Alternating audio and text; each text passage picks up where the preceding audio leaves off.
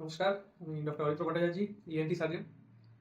একটা আজকে আপনাদের আমাদের নাক কান গলার মধ্যেই পড়ে, খুব কমন এবং খুব অনেক মধ্যেই পাওয়া যায় একটা রোগ, যেটা লোককে অনেকেই প্রচুর নেগলেক্ট করে, অনেকদিন কেয়ার করে না, কিন্তু তারপরে বাড়তে বাড়তে অসুবিধার সমস্যা হয়। সেটা হচ্ছে মাথা ঘোরা বা ভার্টাইগো, যেটা আমরা ডাক্তারি ভাষায় বলি।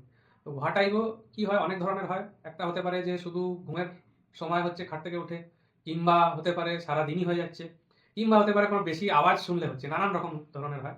তো এটা লোকে শুরু থেকে অনেকটা নেগলেক্ট করে, যে পরে কিছু হয়ে যাবে, না হবে, দেখবো দেখবো। কিন্তু আমাদের রেকমেন্ডেশন হচ্ছে যে যখন এই ধরনের সমস্যা পারসিস্ট করছে অনেক দিন ধরে, তখন শুধু দোকান থেকে ওষুধ নিয়ে ঠিক আছে, যদি হয় না হয়, তাও প্রথমত যেটা বেসিক আপনারা করতে পারেন সেটা হচ্ছে ব্লাড প্রেশার চেক করা। যে কোনো দোকানদার, কেমিস্ট, হসপিটাল, যে কোনো জায়গায় first of all blood pressure check করাবে।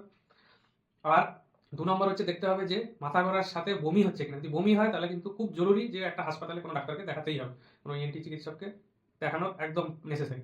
যদি শুধু মাথা ঘোরানিও থাকে, সেটা যদি এমনি ওষুধে না ঠিক হয়, ব্লাড প্রেশার চেক করতে হবে রুটিনলি। তারপরে যদি বেশি থাকে তো তাই, আর না হলে বেশি করলে একবার আমাদের কাছে আসুন। একটা চিকিৎসা করানোটা দরকার। ফেলে রেখে নেগলেক্ট করাটা উচিত না, বিশেষ করে বয়স্ক লোকেদের ক্ষেত্রে খুবই জরুরি।